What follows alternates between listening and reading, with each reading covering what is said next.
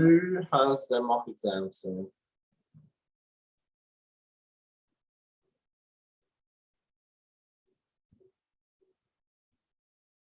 Just type in the chat for you.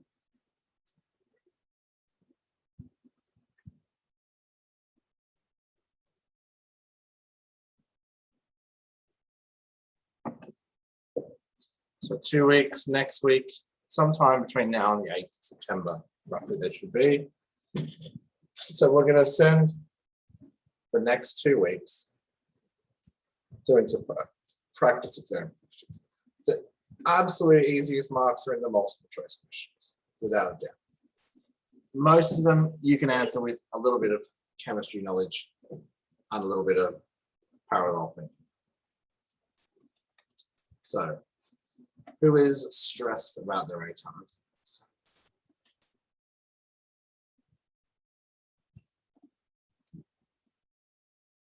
Anyone who says no isn't.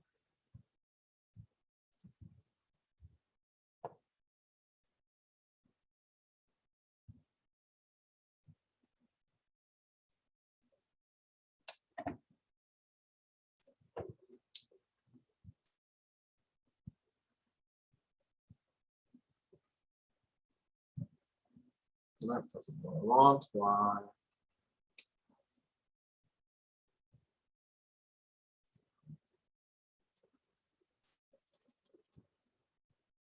All right, let's start with the multiple choice questions. I'm not going to go through them all. And we are going to, I'll give you guys 30 seconds to have a think. And then we'll go through the answer. I'm not going to go through all of them, but I will send this practice exam out. It's last year's exam. I'm not going to send you the marks because then you just study the marks. In between now and next week, I want you to have a go at some of the questions. Today, we'll do the multiple choice and short answer. Next week, we'll get serious and we will tackle some of the extended response questions. So, this is last year's exam. Question 1. Partly fill, you guys can read, and I'm going to give you 30 seconds on each question. I'm not going to say a word, and then I'll spend a bit of time, we will solve the question. Right, how we would deduce the answer to this question. I'm going to set a timer on my screen.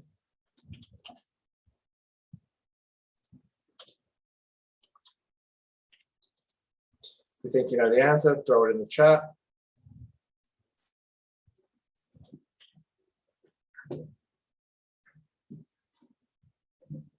My advice when you're doing this exam, if you can't answer a multiple choice question in 30 seconds, move on in the beginning. Because usually by skipping it, rereading it later and going back over it, it will make sense. Okay, so a little bit of logic here. Anyone want to hazard a guess at the answer?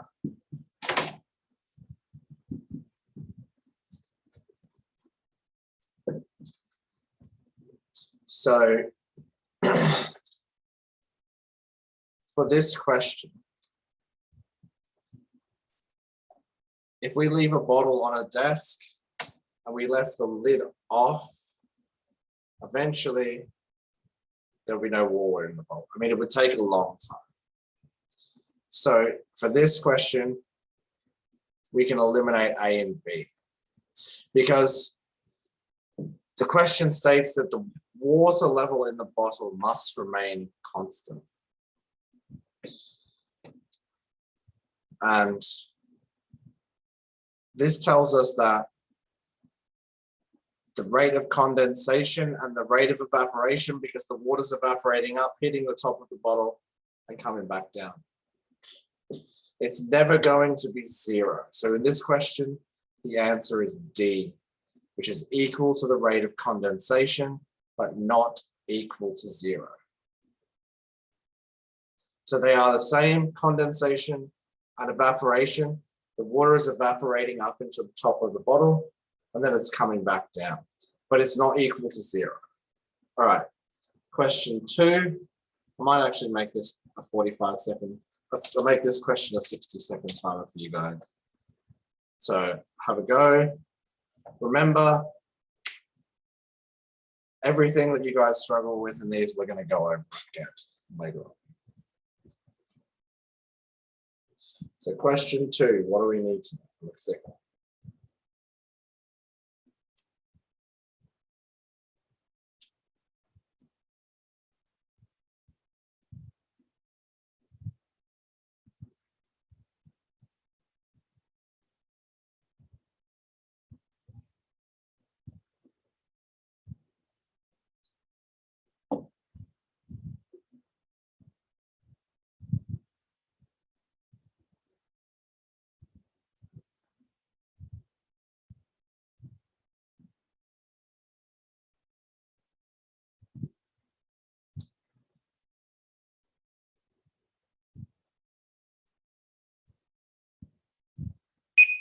All right, so here we're looking at oxidation and reduction. Who remembers oil rig?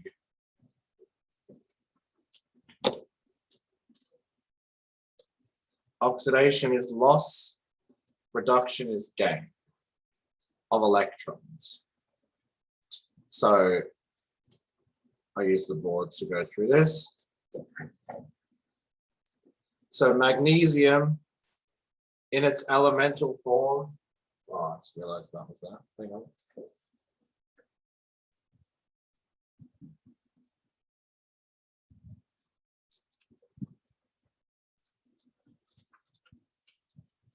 So in this situation, we have magnesium and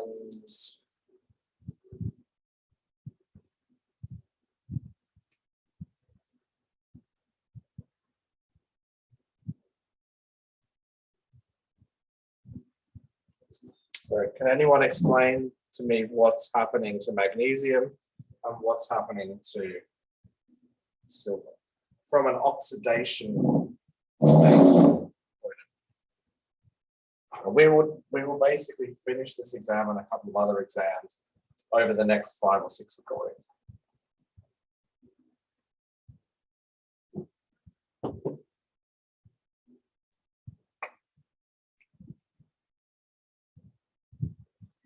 Okay, so any element in its elemental form is 0. Here we have +1. So on the left-hand side, magnesium has an oxidation state of 0. Silver has an oxidation state of +1. Over in the product side, silver is in its elemental form. So it's 0. Magnesium is +2. So magnesium, has magnesium gained or lost electrons?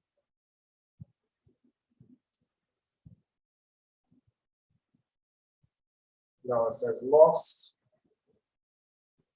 So it's lost 2 electrons. So it has been oxidized.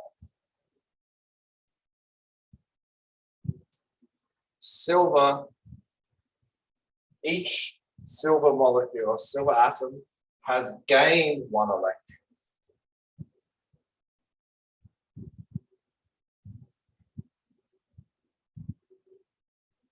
So if we go back to our possibilities, and this is the thing, if you understand the basic principles that they've taught you, you should be fine in this exam. If you overthink things, so magnesium atoms are oxidized.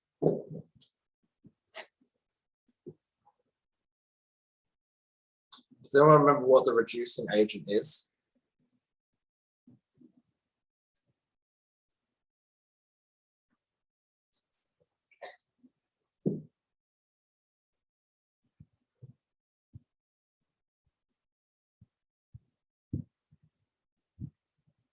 reduced agent equals the species being oxidized.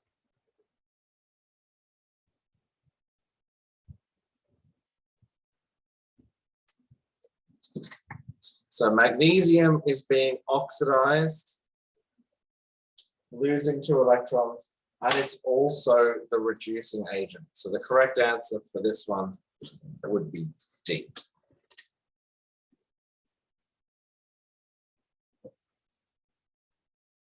Okay. A little bit of organic chemistry now. Again, set that 60-second timer.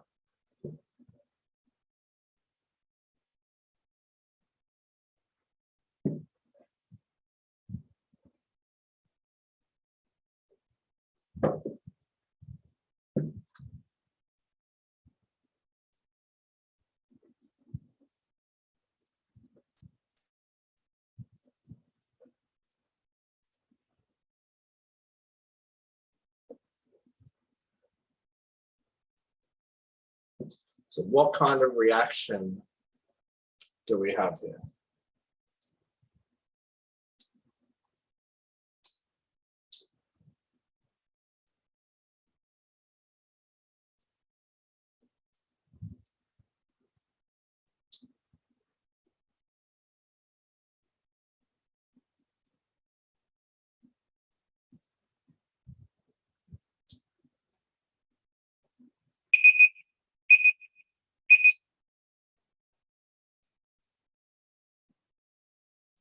So Noah says addition, or we have a polymerization reaction. The little n gives it away. So in order to have a condensation reaction, option D, we would need to have on one side OH, and on the other side we would need to have H. So it's not a condensation reaction.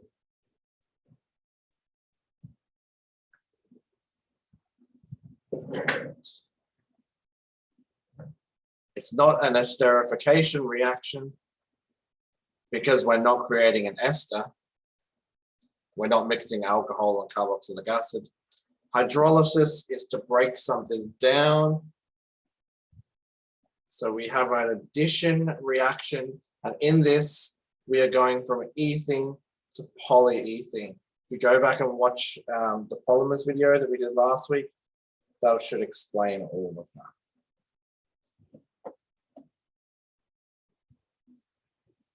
So again, oil of. So what organic functional groups do we have here? So again, 60 seconds.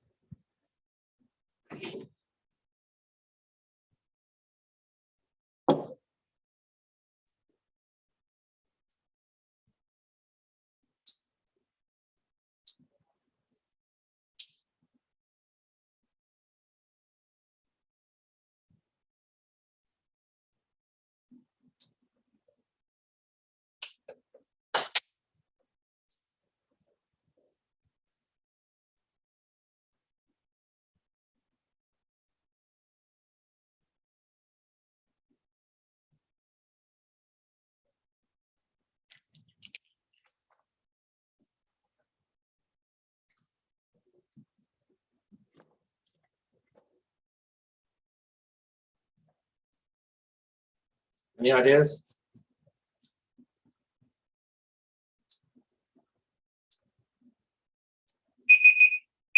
Where's the alcohol? So we've got an alcohol, pretty obvious. Down the bottom, we don't have an alcohol and an aldehyde. We don't have an alcohol and a ketone. We have COOCH. COOCH. Or an ester.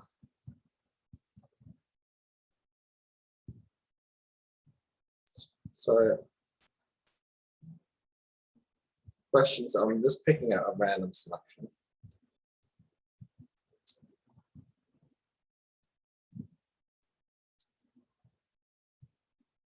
So question 7. I'm going to give everybody 90 seconds to have a think about this one.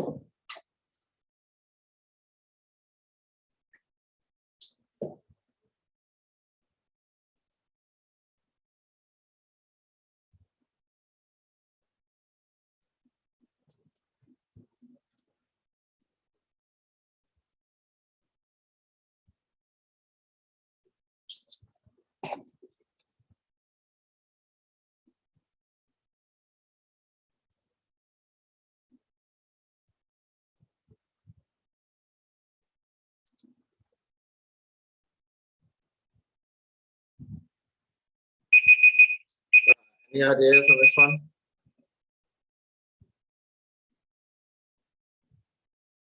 So remember back to unit 3 with our acids and bases.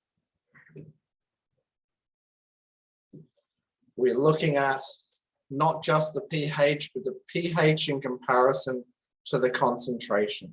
There's another clue here. Your organic acids are your weak acids. So HCN and ethanoic acid, or CH3COOH, are never going to be the strongest here. It's always going to be one, or A or B.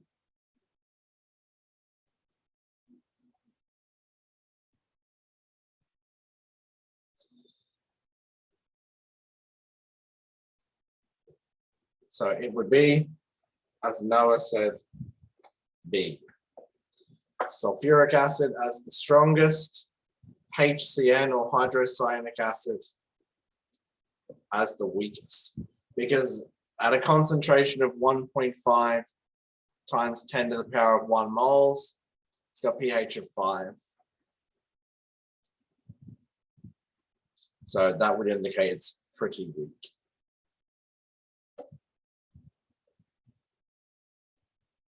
Okay, we're going to do question 8. Again, you guys have got 90 seconds to have a think.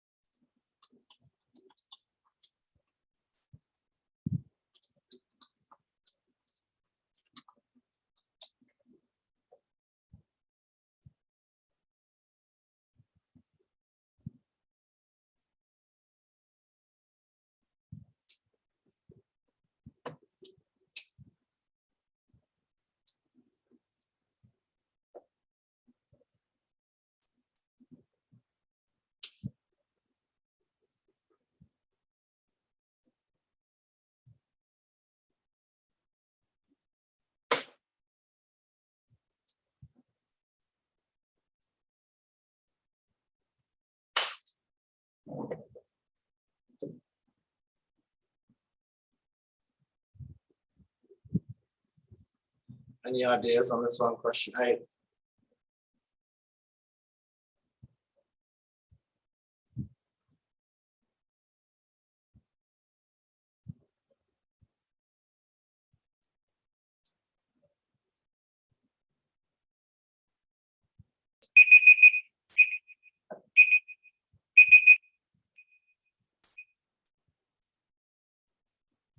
Okay, So the answer here is carboxylic acid.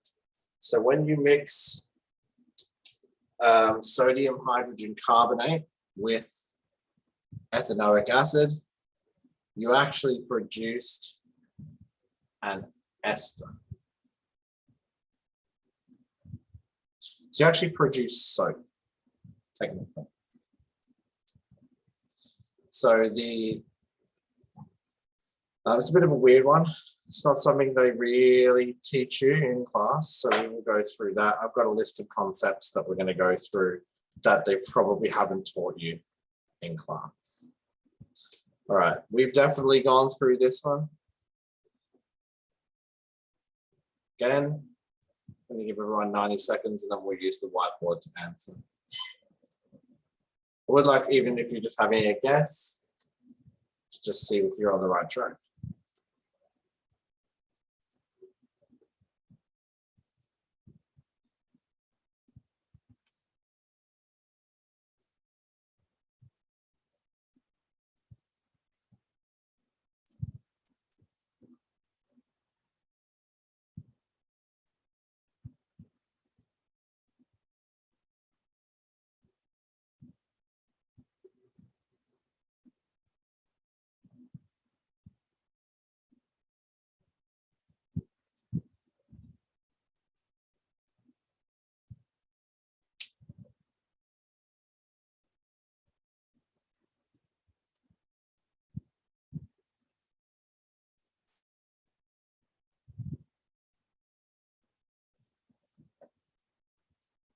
So remember your Haber process and your contact process here, and what happens when we manipulate the equilibrium. The Kc value constant is just there to trick you. It will stay the same for all of them.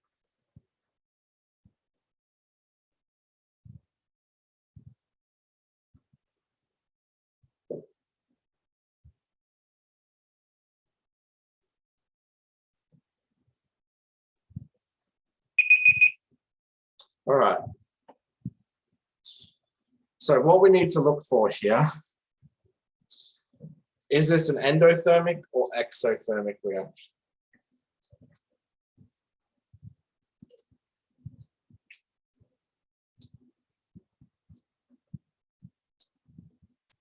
Anyone? Endothermic or exothermic?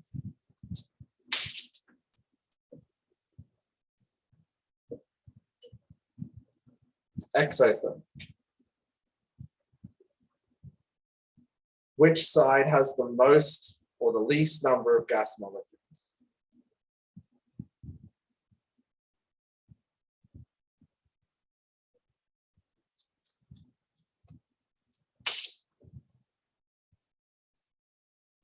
Product side, correct.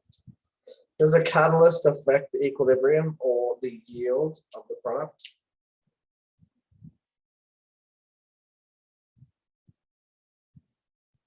What does a catalyst do? So no.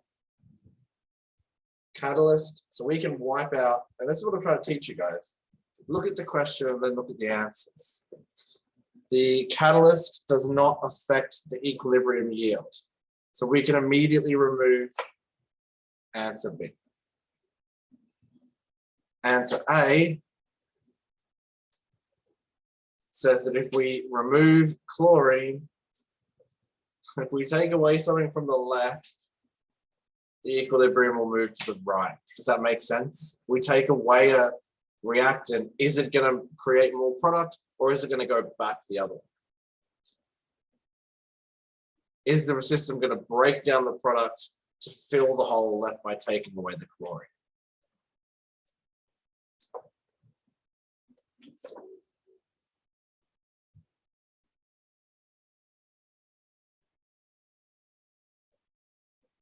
So if you remember your Chatillon's principle, if you remove a reactant, the equilibrium will shift towards the reactants, reducing the yield. So it's not A and it's not B. So this is an exothermic reaction, meaning that every time the reaction goes forwards, there's a release of heat. So if I decrease the temperature, is the system going to go to the right to increase the temperature and thus increasing the yield of phosgene?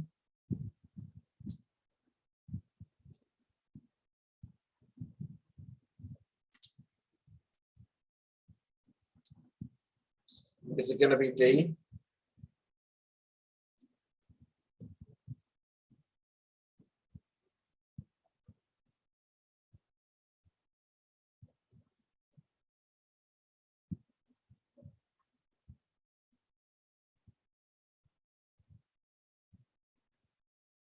No.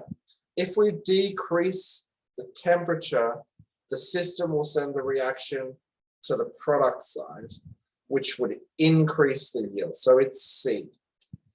So if we increase the pressure, the system will work to decrease the pressure. If we increase the pressure, the system will send the reaction to the product side because there's less gas moles over there. Does that make sense?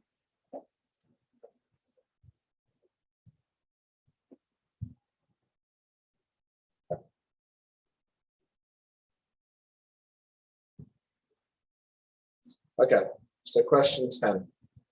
Again, this is another one where you can immediately knock 2 of the answers out.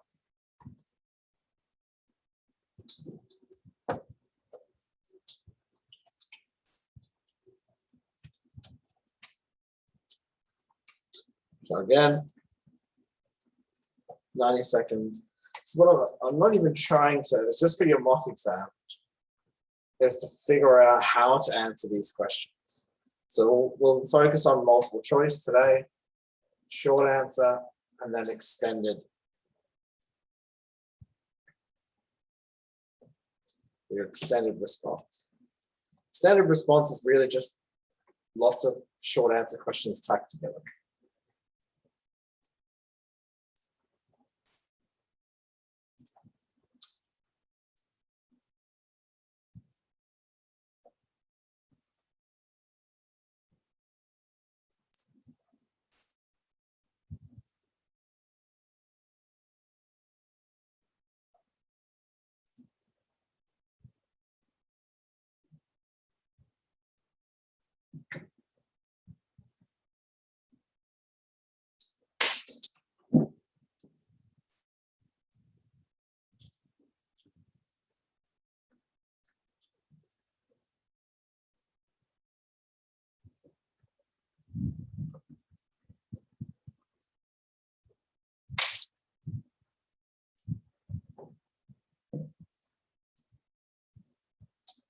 So, an electrochemical cell.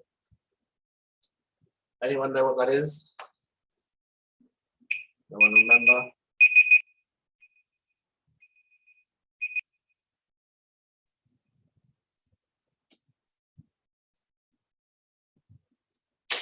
Does an electrochemical cell require a voltage source or an electric current to be applied?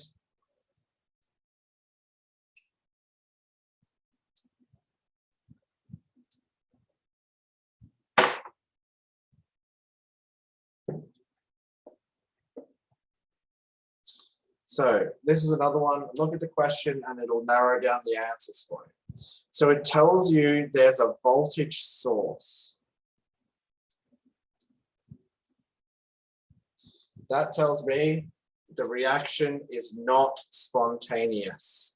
It needs a kickstart from a voltage source. Whereas if it was spontaneous, we would need to have a salt bridge to balance the ions. So we can already get rid of A and B.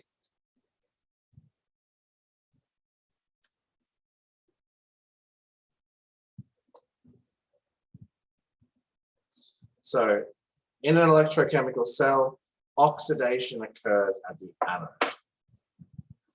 anode. So it would be D. I want everyone, if you've got them, to get your formula books out and go have a look at the bromocresol green indicator. What color would it be at pH 9.6? Again, guys, we've got 90 seconds. I want you to have your formula books. I want you to memorize your formula books. You're not allowed to write in them. You're not allowed to put tags in them. But knowing and understanding how to use them will make your life a heck of a lot easier.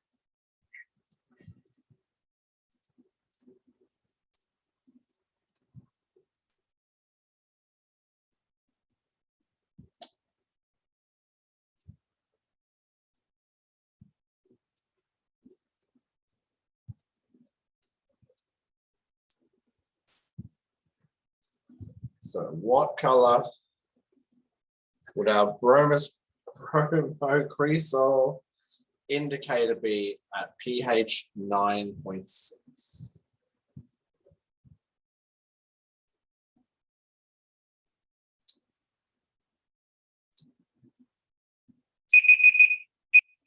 Okay, so if we look at our formula books, under acid-base indicators, you'll see bromocresol green. It has a color change range from 3.8, where it starts as yellow. At halfway between 3.8 and 5.4, it will be green. Once you go to 5.4 and above, it will be blue. Again, we'll do a little lesson on the acid-base indicators because it's not something that's really taught in the curriculum.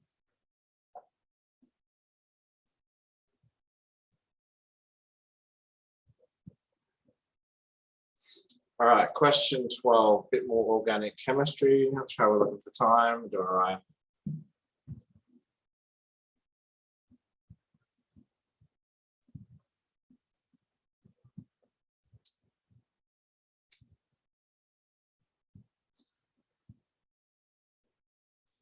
So I'm going to cut the time down to 60 seconds.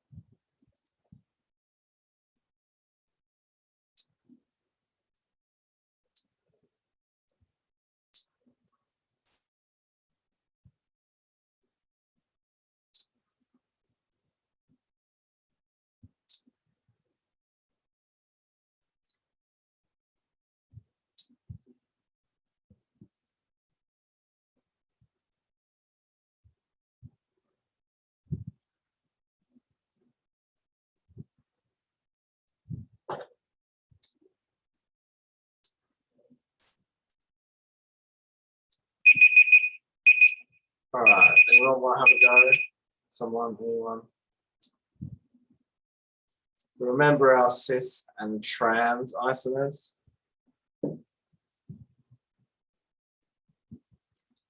Cis being hydrogens are on the same side, trans being the hydrogens are on opposite sides of our double bond. So we can immediately get rid of B and D. Because we have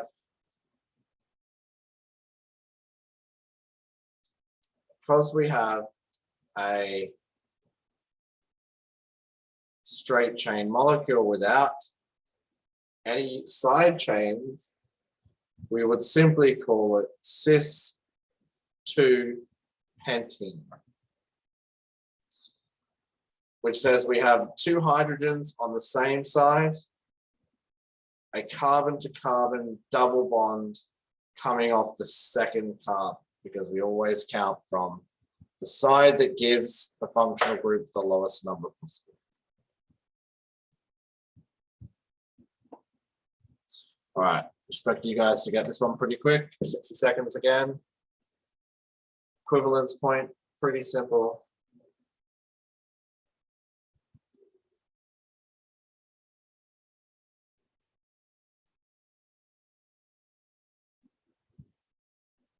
The equivalence point is when you have equal amounts of a strong acid and equal amounts of a strong base, which gives us a what solution?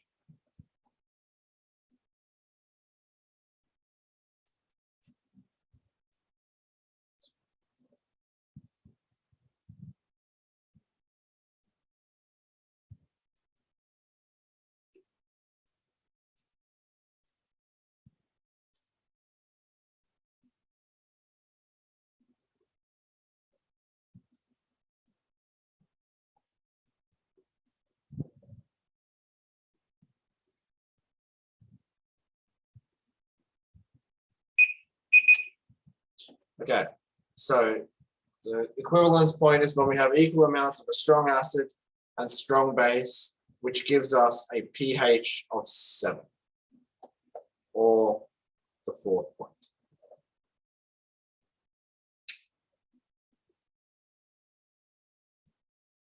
So again, these 2 questions, I'm going to give 60 seconds for the 14 again.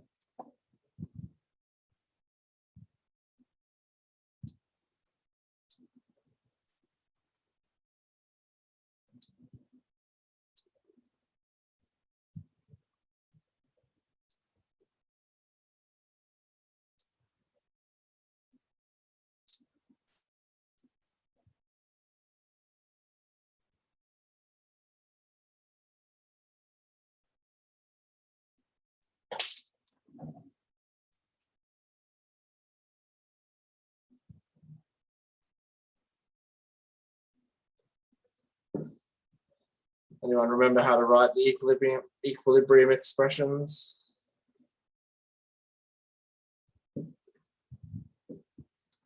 It's not going to be A or B because the molar ratios are not there, or the molar coefficients, I should say, sorry, are not displayed. So it's going to be C or D. So our equilibrium expressions are written products over reactants. So it's going to be D, products over reactants, with the molar coefficients as a power of the concentration of each of the molecules. So again, question 15. If you think back to the very first video we did last term about saturated and unsaturated hydrocarbons.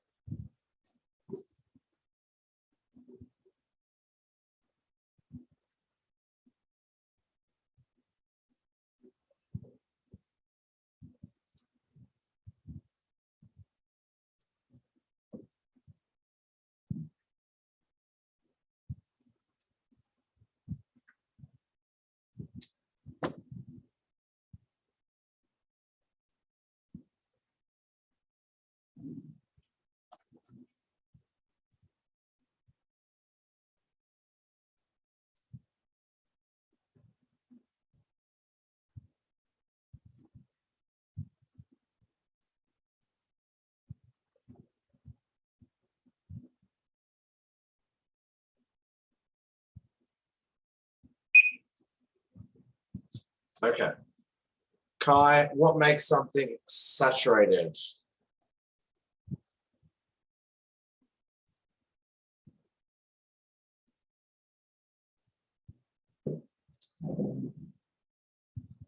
So A saturated hydrocarbon is one that has only carbon and hydrogen single bonds. And we call it saturated because the carbon is completely surrounded by hydrogens. So we can get rid of 2 of those answers already.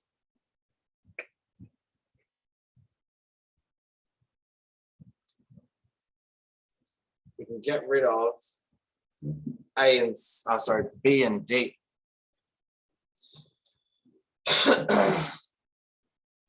So we have a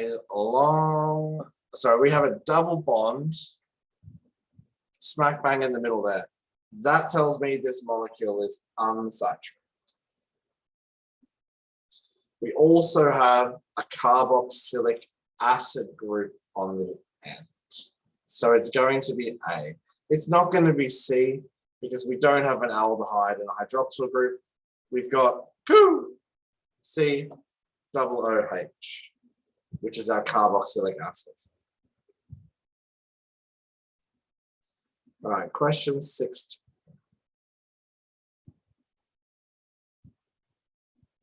So we're going to do question 16 and question 18, and I think we'll leave it there. So again, guys, I've got 60 seconds. And this is not about teaching you all of the content that you need to know. This is teaching you how to pick apart the questions. If you don't know something, just apply a little bit of logic and a little bit of critical thinking to it, rather than just guessing.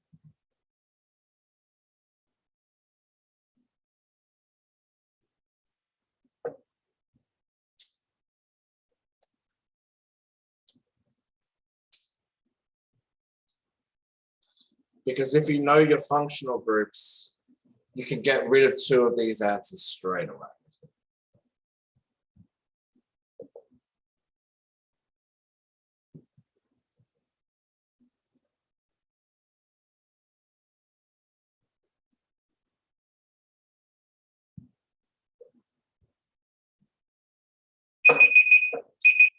Still G level.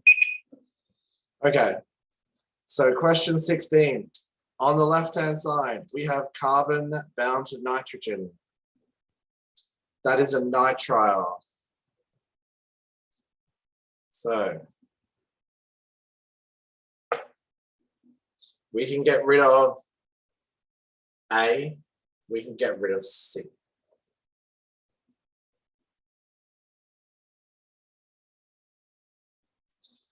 We can also get rid of D because you can't, the functional group isn't simply being replaced here.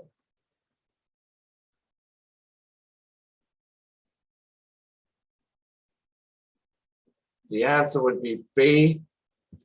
We have a reduction reaction because we're adding 4 hydrogen. We're converting from the nitrile on the left to the amine on the right. It's not substituting because we're not just swapping out NH3 and CN. We're not just doing a straight swap. All right, question 18, and I think we'll leave it there. 18 and 19, can't see the stimulus for 12.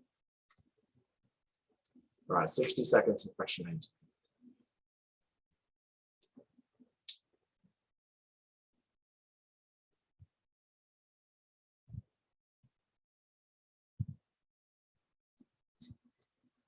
Think about the logarithmic nature, of the pH scale.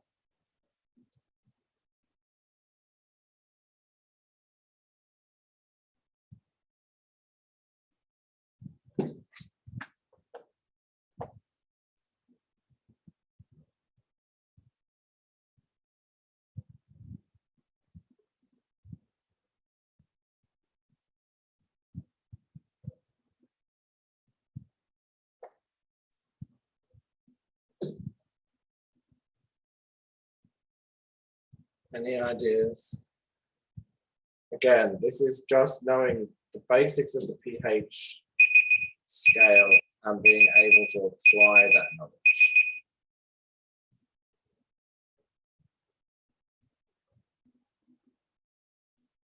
Why is solution A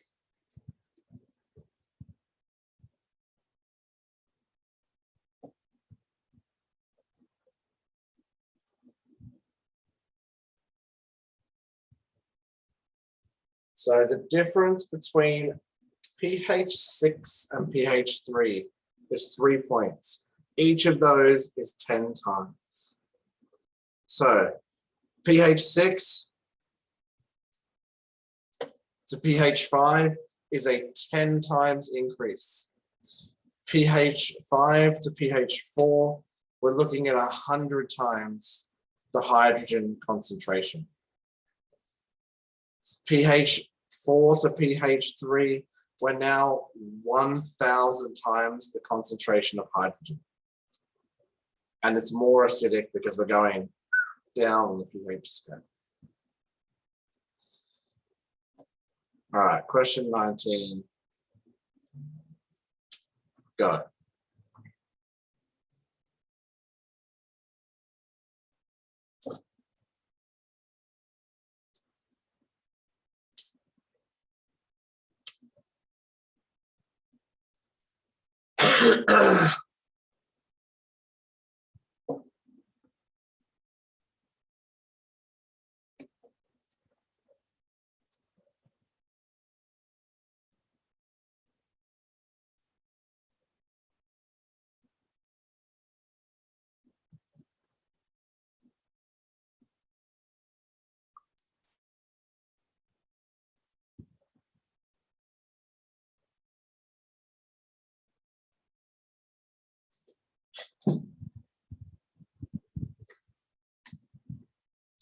So, dispersion forces,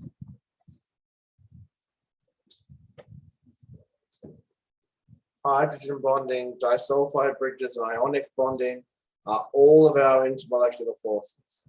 So they contribute to the quaternary structure of, the tertiary structure of proteins, not the quaternary.